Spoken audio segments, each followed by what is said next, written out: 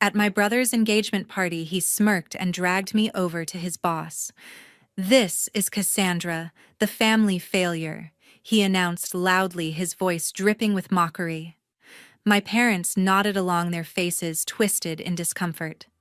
"Such an embarrassment," my mom muttered while my dad chuckled awkwardly. The room at the luxurious mountain lodge in Denver went dead silent. Snow was falling softly outside the massive windows, but inside, the air felt thick and heavy. His boss, a sharply dressed man in his late 50s, didn't laugh. He just stared at my brother, at my parents, then at me. When Parker said my name, Cassandra, the man paused for a split second, his eyes narrowing just enough that I caught it. Something flickered across his face, too quick to name, but it made my stomach twist. Then he smiled, slow and calm. "Interesting," he said quietly, turning to my brother. "Parker, I'll see you in my office tomorrow morning." No one knew what to say. My brother's grin faltered. I stood there frozen, the humiliation burning through me like fire. Minutes later, I made an excuse about a headache and slipped out into the cold night, driving home alone with my hands shaking on the wheel.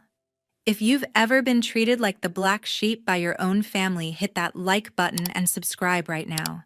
Stick around, because this story gets insane. The next morning, I sat alone in my small house on the outskirts of Denver, staring at a cup of coffee that had gone cold hours ago. Sleep had not come at all. Every time I closed my eyes, the image of Parker's smirk and the silence that followed his words played on repeat. I had been labeled the family failure for as long as I could remember. At 41, I owned and ran my own independent financial consulting firm from a modest office downtown. My specialty was corporate turnarounds, pulling mid-sized businesses back from the brink of collapse. The work was not glamorous. No one threw parties for quiet debt restructurings or discreet vendor negotiations. But it paid the bills, and over the past decade I had built a reputation among owners who needed help without headlines. Clients trusted me because I delivered results quietly and effectively. My family never acknowledged any of it. To them, success meant visible titles, big offices, constant praise, and social media posts. Parker, 5 years younger, had always been the star, the one with the easy charm, the marketing role at a growing logistics company, the fiancé from a good family. My parents doted on him endlessly. Every promotion, every new car, every vacation photo was framed and celebrated. My achievements received polite nods at best, usually followed by a sigh about how I should settle down or find something more conventional. 3 months before the engagement party, Parker had called me out of the blue. "Sis, I need a favor," he said, voice light as if he were asking for a ride to the airport. "Savannah and I are planning this thing at the mountain lodge, and I'm swamped at work. You're good at the boring stuff, right? Could you handle a few vendor contracts I should have refused?" But he was my brother, and despite everything, that still carried weight. So I agreed to help a little. It started small, reviewing quotes from caterers and florists. Then I spotted serious problems. One contract Parker had already signed with the main event coordinator contained a clause that could have left him exposed to massive penalties if timing or deliveries went wrong. It was careless, the kind of error that could easily lead to a lawsuit if the vendor decided to enforce it. I spent 3 late nights on the phone renegotiating, getting the risky language removed, and securing better payment terms. Parker never asked what I had changed. He just said thanks and moved on. Then came the deposits. 2 weeks before the event, the photographer and the live band both sent reminders payments were overdue, and they were preparing to cancel. Parker had forgotten amid some work deadline. If those bookings fell through, the entire party would collapse. No professional photos for the big announcement, no music for the dances Savannah had planned so carefully. The lodge had strict rules, no refunds on the venue if key vendors pulled out. I wired the deposits myself, $8,000 for the photographer, another $6,000 for the band. I used money from a recent client retainer, telling myself I would sort it out later. Parker promised to pay me back immediately. "You're a lifesaver, Cass," he texted. The money never arrived. I kept working. The florist tried to add nearly $4,000 in premium charges that were not in the original bid. I caught it, called them directly, and forced a corrected invoice. The catering company quoted inflated rates for bar services. I negotiated them down by 20% after showing competitors' pricing. Every fix was done quietly from my home office late at night or early morning, so it would not interfere with my real clients. Parker never knew how close the whole event came to disaster. To him, everything simply worked out. At the lodge, he stood accepting compliments on how perfectly organized it all was, how professional the setup looked. Savannah smiled beside him, thanking him for making her vision come true. And then, in front of everyone, he dragged me forward and called me the family failure. If I had not stepped in, if I had not corrected his mistakes, covered his oversights, negotiated his bad deals, that party would not have happened the way it did. No photos, no music, possibly no venue at all. He would have looked incompetent in front of Savannah's family, his colleagues, and his future in-laws. But no one knew. Not Mom, not Dad, not Parker. They saw the smooth event and gave him all the credit. They saw me sitting quietly and assumed I had contributed nothing, as always. I had spent years proving them wrong in my own way, building a business that helped real companies survive real crises. Yet in their eyes, I remained the disappointment. The one who never married, never boasted, never demanded attention. That morning alone in my quiet kitchen, the weight of it pressed harder than ever. I had fixed everything for him again, and he had repaid me by humiliating me in front of a room full of people. For the first time, I seriously asked myself why I kept doing it. Why I kept protecting someone who never once protected me. I stared at the cold coffee and realized something cold and clear. I had spent my entire adult life trying to earn a place in a family that had already decided I did not belong. Tuesday the following week, a sleek black SUV pulled up outside my small office in downtown Denver. I looked out from my desk and saw a man in his late 50s step out, dressed in a sharp navy suit, carrying a leather portfolio. Theodore Ramsey walked straight into the building without calling ahead. My assistant had not arrived yet, so I met him at the reception area myself. He took a moment to look around the space, simple desk, organized filing cabinets, a few framed credentials and client testimonials on the wall, with clear respect in his eyes. Then he faced me directly, his expression serious yet approachable. "Ms. Miles," he said, offering a firm handshake. "Do you have time for a conversation?" I nodded, surprised, but curious about why Parker's boss would show up unannounced. I guided him to the small conference table in the corner of the room. He sat down across from me, placed the portfolio on the table, and started without small talk. "That evening at the Mountain Lodge," he said, voice even and measured. "When your brother introduced you and mentioned your name, Cassandra, I did not connect it immediately. But the way you stood there, completely calm, no outward reaction, no attempt to defend yourself, it triggered something. On the drive home afterward, it all came back." He paused briefly, gauging my response. I remained silent, letting him continue. 15 years ago, I owned and operated a mid-sized logistics company based right here in Colorado. We had overexpanded, taken on heavy loans for new warehouses, signed unfavorable long-term contracts, and cash flow was disappearing fast. Bankruptcy filings were less than 2 months away. My father had died the previous year, leaving me the business in a vulnerable state, and I was on the verge of losing everything he had worked for. The details started coming back to me. It had been early in my career, one of the first projects I handled completely on my own, after going independent at 26, determined to establish my name in turnaround consulting. A young consultant contacted me directly. Theodore went on. No mutual connection, No discussion of fees up front. She spent weeks reviewing the full books at no charge, identifying every area where money was leaking: poorly negotiated freight routes, overpaid vendor agreements, hidden penalties in loan terms.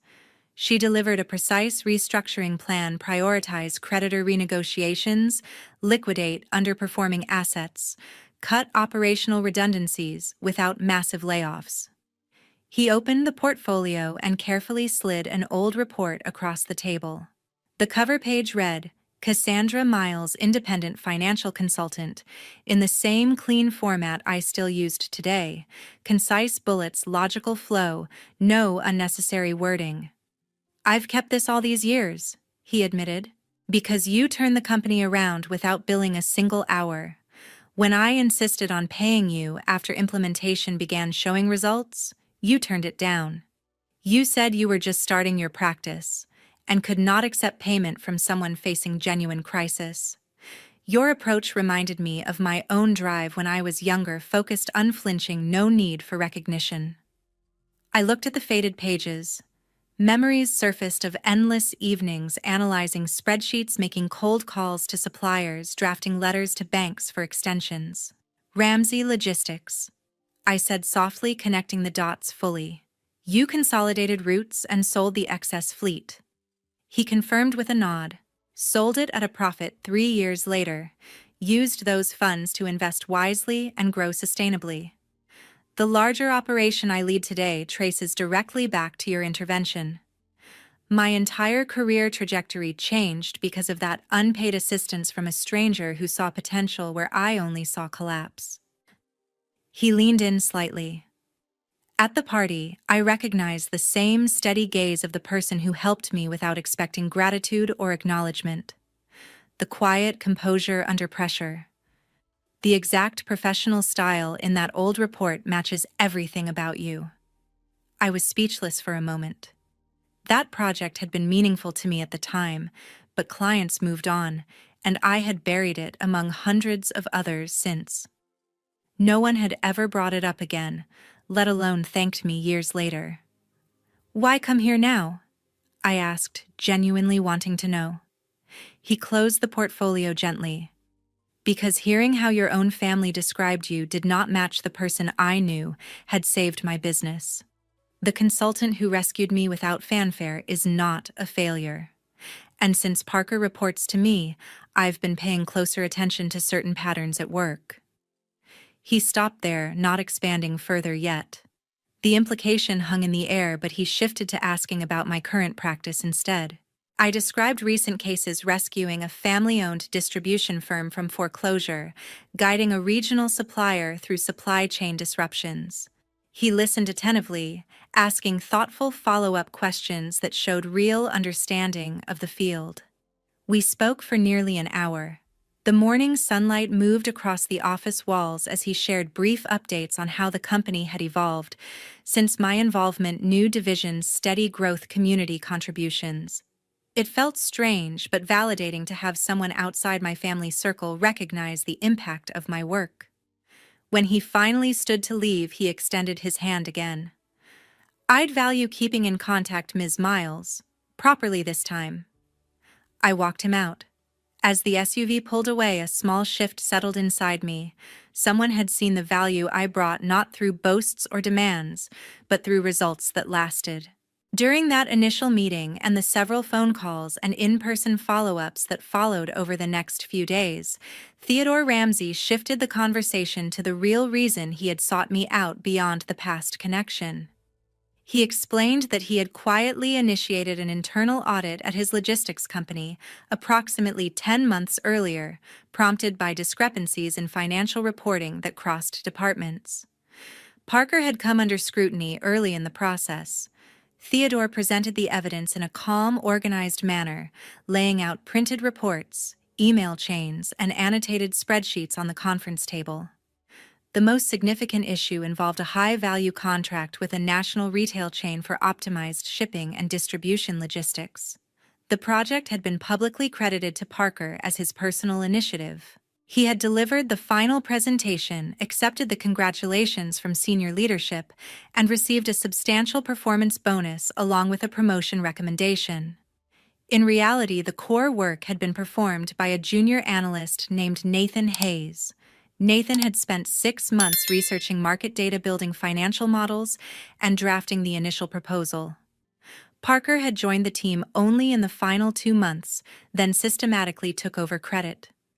Email records showed him directing team members to send all updates through him personally.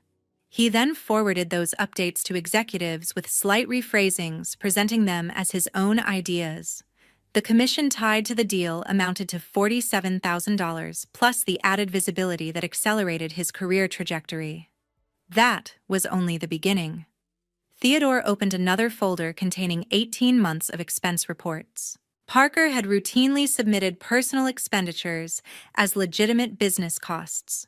A weekend trip to Las Vegas was documented as client development meetings with potential partners.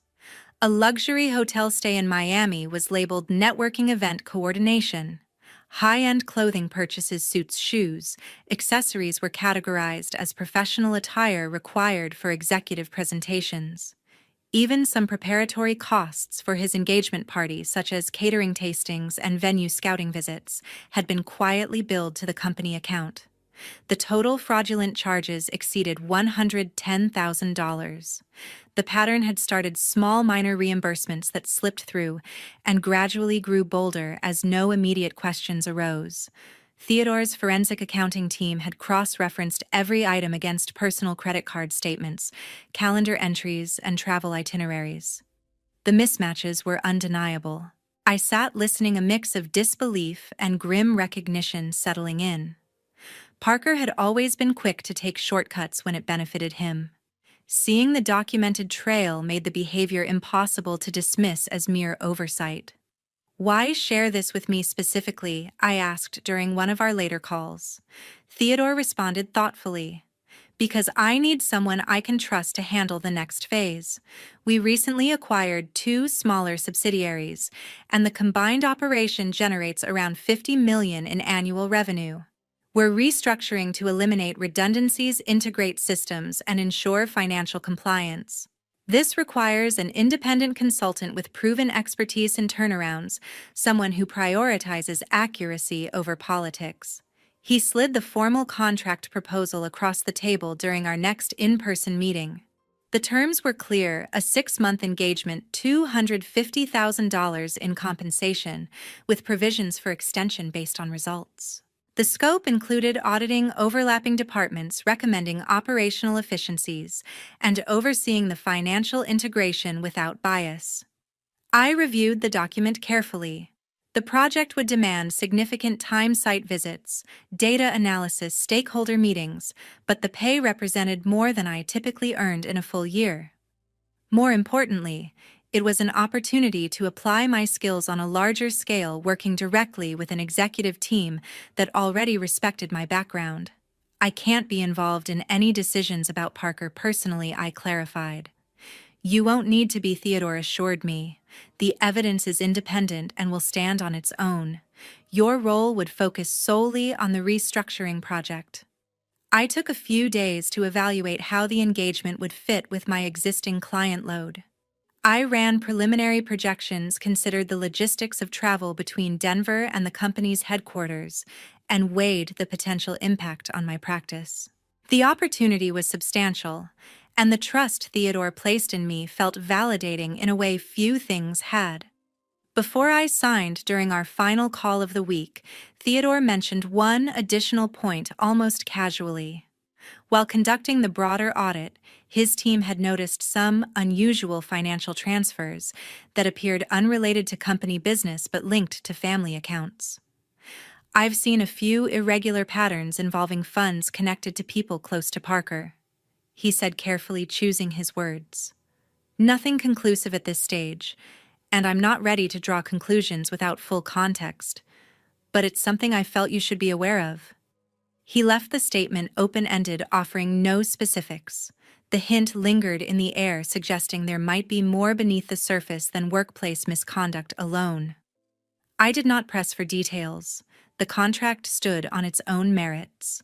The next day, I signed the agreement and returned it electronically. Theodore expressed immediate appreciation and outlined next steps: initial data access, scheduled site visits, and an introductory meeting with key department heads. For the first time in years, a major professional opportunity had come to me because of my track record, not in spite of family perceptions. The work ahead promised challenge and growth, and I felt ready to step into it. A few weeks later, my phone buzzed with a number I hadn't saved, but recognized immediately. I hesitated before answering. Parker's voice spilled out strained and urgent. "Cass, we need to talk. In person, please." We met at a small coffee shop downtown, away from both our offices. He arrived disheveled shirt, untucked dark circles under his eyes, no trace of his usual confidence. Savannah wasn't mentioned. He launched right in after ordering nothing. "They're closing in on the investigation. Expense reports, the retail contract credit, it's getting serious.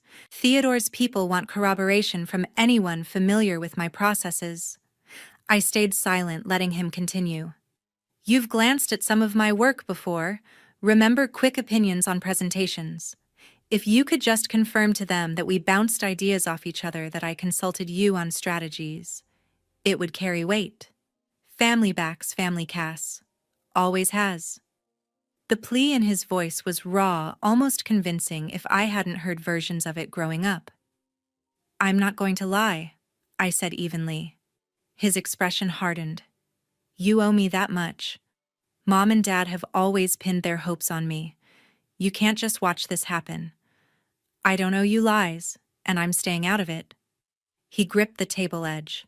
"This could end my career. The wedding, everything we've built, gone. You really want to be the one who lets that happen?" I pushed my chair back. "Your choices, Parker. Not mine." He followed me to the door, voice dropping. "Think about what this does to the family." The contact escalated after that. Calls at odd hours, some from blocked numbers. Voicemails starting apologetic, turning accusatory, claiming I was jealous that I'd always resented his success. Texts arriving in bursts, reminders of holidays I'd hosted, favors I'd done, now framed as debts he was calling in. Then the emails surfaced in the company's secure system. Messages appearing to come from an address nearly identical to my professional one, a single character difference in the domain. The content was explicit step-by-step suggestions on shifting personal costs to business lines, advice on reassigning team contributions in performance reviews. They were dated to suggest ongoing consultation, positioning me as complicit. I discovered them during a standard review of shared drives for my restructuring project. The timestamps were bunched, all created within a narrow evening window. The IP logs pointed directly to Parker's workstation. I documented everything, meticulously: screenshots, exported metadata, access records. I forwarded the package to Theodore's compliance officer first, then confirmed my involvement when they requested a statement. The response was swift. I received an invitation to observe the disciplinary hearing from an observation room with one-way glass, given my contractor status and direct relevance. Parker entered the conference room looking composed at first, suit-pressed, notes in hand. The panel included Theodore, the Chief Financial Officer, HR Director Karen Fletcher, and in-house counsel Marcus Reeves.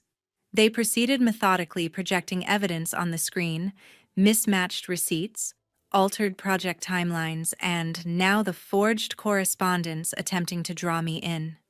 He started with explanations: high-pressure deadlines leading to categorization errors, team dynamics, where credit naturally flowed upward. When pressed on specifics, he shifted to emotion, voice cracking as he described stress from wedding planning and performance expectations.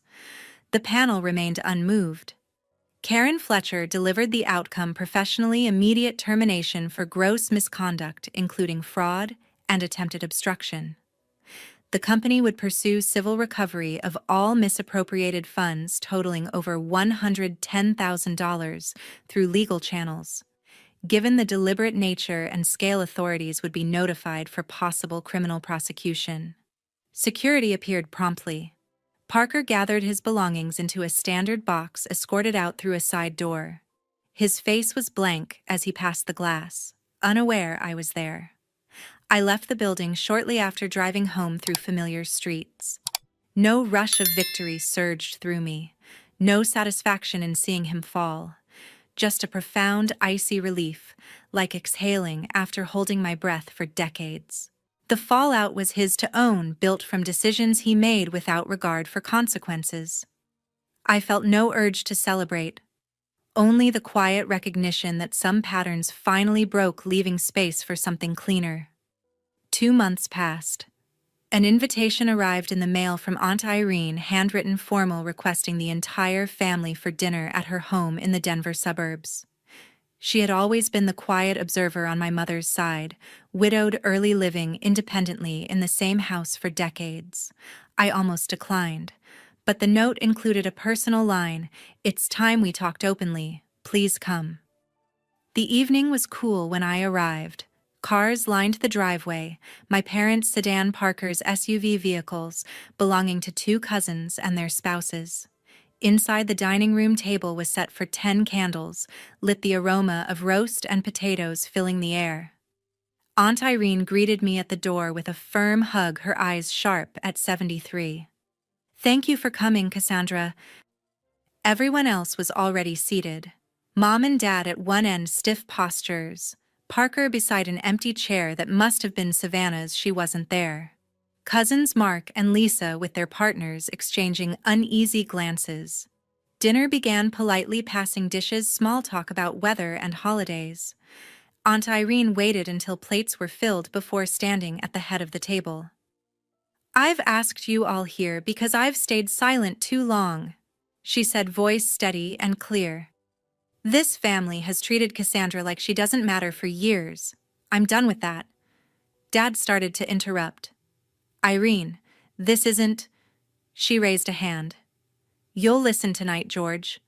She turned to the room. "Let me tell you about the niece you've ignored. 8 years ago, when I was diagnosed with cancer, the treatment costs exceeded my savings and insurance. I was ready to mortgage the house.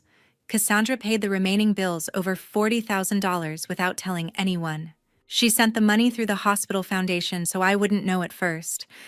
I only found out when a thank you letter arrived addressed to her." Mom's fork paused mid-air. Parker stared at his plate. "When Mark lost his job during the recession and needed capital to start his landscaping business." Aunt Irene continued, looking at my cousin, who provided the interest-free loan that got him through the first year. "Cassandra. $20,000 repaid slowly over time, no pressure." Mark nodded slowly, eyes down. "She told me not to tell anyone."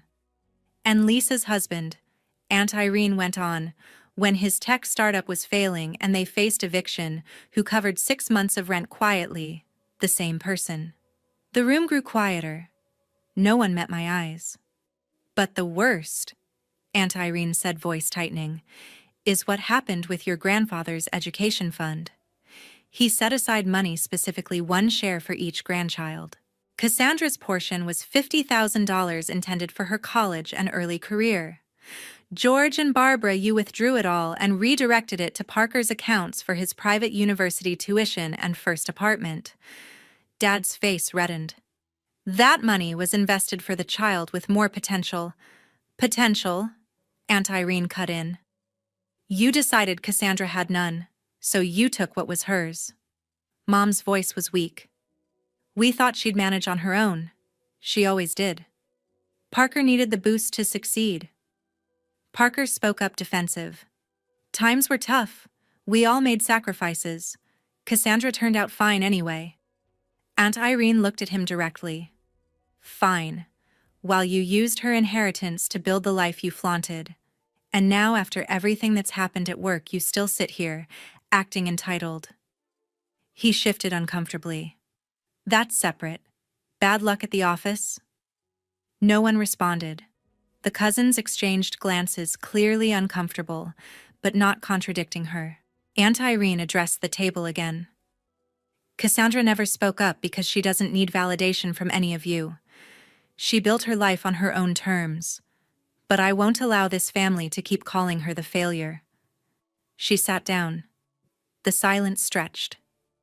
Dad cleared his throat, started to speak, then stopped. Mom dabbed her eyes with a napkin. Parker pushed food around his plate. I stayed quiet throughout. The revelations weren't new to me. I had known about the fund for a while now, but hearing them spoken aloud in front of everyone shifted something. Dinner ended awkwardly. People left soon after dessert, murmurs of goodbyes, no lingering conversations. Aunt Irene walked me to my car. "I had to say it," she whispered. "For you and for the truth." I hugged her. "Thank you." Driving home, the words echoed. For once, someone had spoken for me when I hadn't asked. 1 year later, I made the decision final. I changed my phone number, updated all professional contacts, and set email filters to block anything from family addresses. Letters went unanswered, social media connections severed, no explanations, no farewell messages, just silence. The restructuring project with Theodore Ramsey wrapped up successfully ahead of schedule. The integrated subsidiaries ran leaner, more compliant, and profitable. He offered an extension ongoing advisory role at the executive level with equity options. I accepted. My firm grew. New clients came through referrals from his network. For the first time, my work operated on a scale that matched my capabilities, free from old shadows. I moved into a larger office space downtown, hired 2 associates, and took on selective pro bono cases helping small businesses in crisis the way I once started. The days felt purposeful, unburdened. Word filtered through distant channels about the others. Parker and Savannah separated quietly, then divorced. The legal recovery from the company drained his savings. Civil judgments piled on with interest. Job applications went nowhere. Background checks revealed the termination for fraud. He took contract gigs when he could, low-paying, unstable. Mom and Dad stayed in the same house, quieter now. Holidays passed without gatherings. Occasional updates from mutual acquaintances mentioned regretful conversations, attempts to reach out through cousins. Messages I never received a second time. They aged visibly in photos I didn't seek out. Dad retired early, health complaints increasing. Mom volunteered more, filling empty hours. Neither found a way back into my life because I no longer left the door open. I didn't track their struggles closely. No satisfaction came from knowing the consequences, only the steady knowledge that my boundaries held. Some evenings, driving home through Denver streets, I thought about the years spent proving worth to people who refused to see it. The energy once poured into fixing things for others now fueled my own path. True kindness, I learned, finds its own direction when not twisted to earn approval. Toxic favoritism eventually consumes itself, leaving those who practiced it isolated in the ruins. Cutting ties completely wasn't cruel. It was the only way to protect what I'd built and keep moving forward without carrying their weight anymore.